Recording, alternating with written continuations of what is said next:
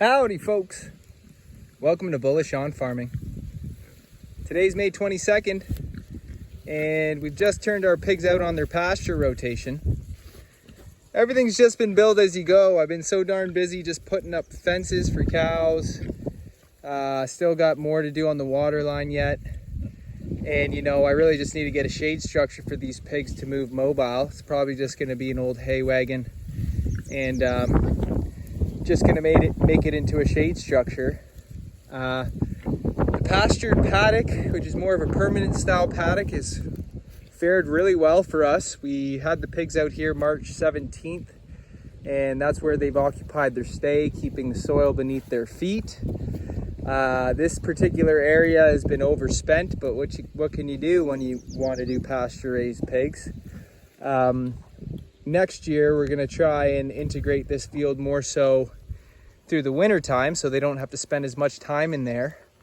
But you know, it's all about making it work. So right now I just got one strand up, poly braid, and on the exterior it's one strand as well. Those of you who've kept up with this channel, we've always done 3 strand on the perimeter with tensile and 2 strand with inner fencing. But you know, having done pigs for years and now having this permanent style paddock setting where we're going to be keeping pigs year round, because previously, you know, we would just get weaners in the spring and they'd all be slaughtered by fall. But because we're sending pork monthly, we have more of a year-round system going here. I've really started to gain confidence in our fences. And, you know, it's also the work. If you have to pull out 2 strand, it's just double the work. And on the exterior, you know, that lower wire, if you have 2 or 3 strands, if it's low, that vegetation always shorts out the fence. And so I've kind of just said, you know, screw it. I'm just going to go 1 strand on the outside. I put posts in particular areas where the ground might dive down. And you can see the pigs are digging out tarp from the ground that I couldn't pull out myself.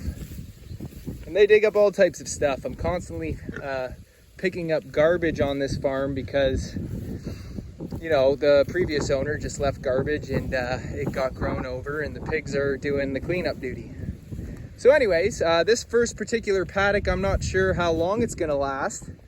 I want to work with 1.5 to 2 week paddocks, and I'm going to be sowing the feed behind them. Right now I have a forage mix of peas and oats, and probably going to throw a little bit of clover seed in there, and the pigs are going to harvest their feed on the next pass, which should bring down our grain costs. And we're excited about that because these pigs love to eat grain. Right now we got mostly our Tamworth Berkshire and Tamworths in the group. Got the 2 Mangalitsa crosses in the breeding pen, and I think I'm going with the Tamworth boar I'm going to pick up this week or next. And we're really excited to breed out that because those Mangalitsa crosses, people are going crazy for the meat. But I do love the Tamworth Berkshire, raised them for years. And good old trusty Tamworth has never done me wrong. So, you know, it's also a leaner pork. Those people who aren't used to the fattier pork that the Mangalitsa's offer, although it's a cross, that fat quality is still there, which brings so much flavor and tenderness and marbling to the meat. But a lot of people are turned off from fat. You know, I love to eat the fat. So I understand. As a producer, I'm always going to have that leaner pork. Yeah, so we're going to see how long this particular paddock lasts. And if it's too short, we'll just expand it for the next one. Like I said, it's really build as you go. When you land on a new farm and you're getting your system in motion, you can try and get everything perfect off the bat. But if you just don't get going, you know, you can be trying to make things perfect forever. So even right now, I mentioned that shade structure I've yet to build. I just have that gate open, and well, there's no gate there right now. I still have to put the hinges in. So they can go back to use that A-frame and the trees within that paddock for shade. I'm not going to stress about it. All I want is my pigs out on pasture, living a full life, and you know they're getting tons of nutrition from the vegetation. And you know that all the grubs and bugs that they're going to be eating in the soil is another protein source.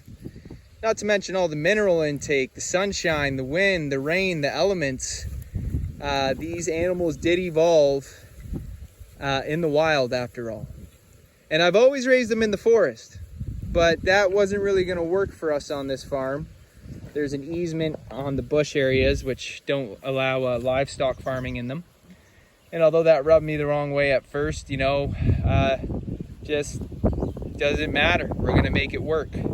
So that's why we need a mobile shade structure out here, because this is just an open field. And although we might get morning and evening sun, I don't really want these pigs roasting and getting sunburn. Although they got thick coats, I want to do the best I can to offer them shade when they need it. And so, yeah, we're really excited.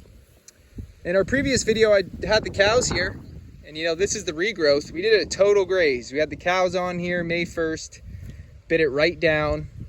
I think I had a slice going out that way for 4 or 5 days. And anyways, it was 4 or 5 paddocks that lasted us till May 15th or 16th. And so, you know, it gets shorter as you go down because the cows occupied that more recently. But this is about 2 weeks rest, and it's about 12 inches high. Can't complain. You know, you take a look at the tips, they're not all pointed back, but a lot of them are. Even got some going to seed head. A lot of our fields starting to show head, and you know, we're not going to worry about it.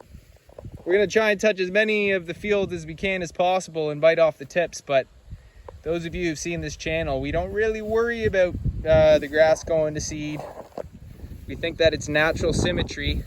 There's no way that animals, grazing animals, manicured fields so perfectly, and every single field that they were going to feed off of, that they were going to have that type of effect. There was always going to be grass that was growing out, going to seed, giving back to the land, trampled down. It's all part of the holistic grazing management, giving back to the land and feeding your animals.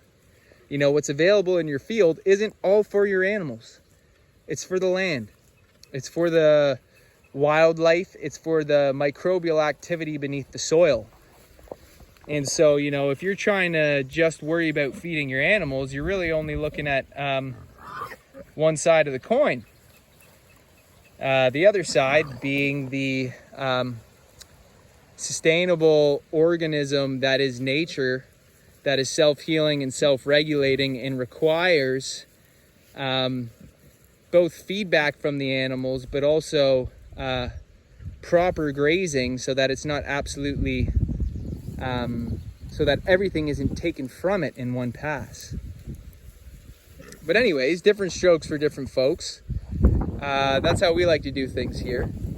The pigs are a bit different, of course. You know, they're going to root it up, and by the end of it, this is all going to be turned over. But, you know, we give back to the land by having the pigs fertilize. We also sow seed behind the pigs. And in previous years, I've never sowed seed behind the pigs, and it still grows back. You just can't go too far with the pig impact. And that takes a little bit of experience. But it's not rocket science. So, you know, if you're looking to get your pigs out on pasture, make it happen. Your pigs gotta respect electric fence. That's step one. You know, pigs that do not respect fences are not fun animals to handle. As long as they respect fences, it's magical. You know, people lose it when they see pigs in the field because they're used to them being confined with no light, eating one ingredient, which is usually corn. And maybe there's 3 or 4 ingredients in a grain mix. But these pigs, being omnivores, are meant to eat more than just grain. And that's why pastured pork is next level. So yeah, having the cows run over once on this field, fertilizing it, getting that rest recovery period, this particular section being 2 weeks, but every section thereafter being more because the pigs are going to move across this field much slower than the cows did. We gave it a nice treatment in the spring. And if we do that year after year, I trust that's going to be very advantageous for our spring program. Getting cows out on the field to calve by May 1st, and maybe even earlier, so that we can benefit them with their milk production, hygiene for calving season, and you know, fertilizing the field that the pigs are going to run over. And for those of you who didn't know, there's actually a lot of the amino acid content is very beneficial for pigs. And if you see them going through a manure pile, you'll notice that they just go crazy for it. Funny creatures. But they have a snout for a reason, and if they're not using it, they're not living a full life. So they need to have soil beneath their feet to instinctually react from their environment and live the highest quality of life as nature designed it to be. So yeah, once we get that mobile shade shelter, we're going to be able to rest that paddock. I'm not even sure if it's worth seeding. I might just try to experiment with it, because why not? Pigs being in there since mid-March. It's been April, May, that's 2 months. Now that's a long time for the pigs to be there. But we're comfortable with that being our controlled area where the pigs can stay on the land if we need to take them off of grazing rotation. And yeah. So more weaners to come on the farm soon. Don't have our breeding program really going yet, although this girl looks like she's in heat. And you know, to keep up with pork production, we're just gonna have to increase the amount of gilts and sows that we have this year. Probably aiming for about 4 sows and 1 boar.